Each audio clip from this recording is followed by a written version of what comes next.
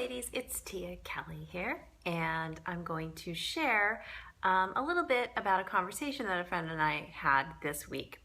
She came over for brunch and we were hanging out and talking, and she's a women's manifestation and money and yoga coach. She kind of combines all those things together in a really cool way with great results.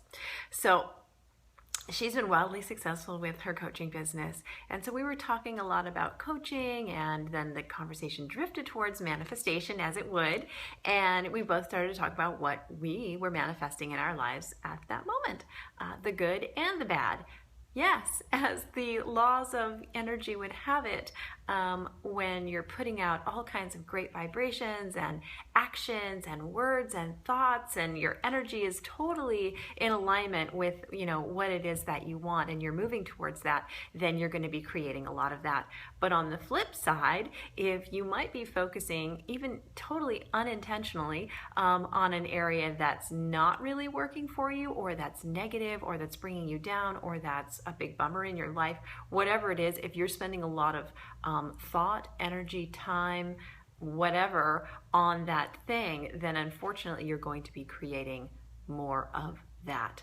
And it might be showing up in different ways. But if you're being resistant to something, then you might get a lot of resistance to things that you're putting out there. Or if you're feeling angry or whatever it might be, those things cycle back around to us, and kind of that energy will stick around on us if that's what we're spending a lot of our time on. So just to be conscious of that is the first best step, to notice, where am I really spending 90% of my thoughts and feelings and energy during the day? Anyways, so back to the conversation that she and I were having. We talked about that a little bit, and then we talked about some times in our past that we could think of where we had sat on something that we knew we should be moving into. It was a shift that needed to happen, whether that was in a job, a relationship, whatever it was probably a little uncomfortable, or that change or growth was difficult, and so we were just pushing it down, as we tend to do. As human beings, we try to avoid change at all costs. But if the change is meant to happen, if that's part of your, life plan, part of your contract in this lifetime, part of, what you're supposed to be doing for growth and expansion, then it's going to happen. So you being in resistance to it and not stepping into positive, empowered action around it creates the situation where the universe, or God, or whoever you would like, would step in and create that situation for growth for you. And it's generally untimely, uncomfortable, catastrophic. It feels like quite an upheaval.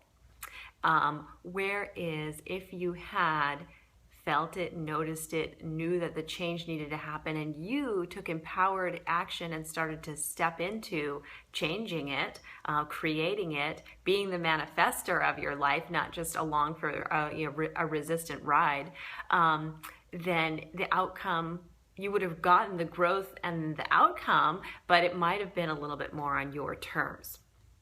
So when we're constantly pushing back, or not stepping into, or hiding out in fear, being in resistance, things happen to us, and it's not very fun and it's not very comfortable. But when you step into action around your callings and the change, then it happens through us. We start to feel more empowered and more in control, which is a good feeling for most human beings.